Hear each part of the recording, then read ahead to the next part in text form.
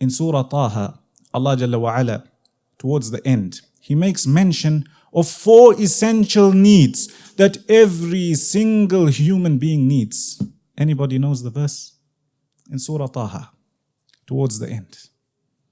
Anybody? Allah Jalla wa Ala, في آية ثانية شيخ.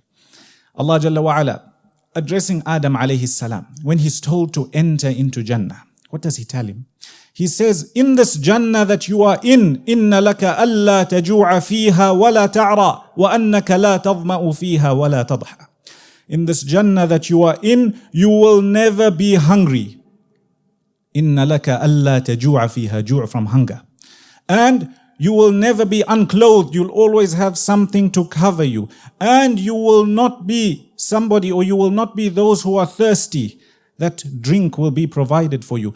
And وَلَا تَعْرَى, you will not be exposed to the elements. You'll have some sort of shelter. When you look at this verse, in just 4 words, Allah Jalla wa Ala summarizes the basic necessities for every single human being. That's why when you look at those who gather money for charity, generally, it's within these 4. They're either gathering money for those who need to eat and drink, so people don't have food and drink, or they don't have clothes, or they don't have shelter.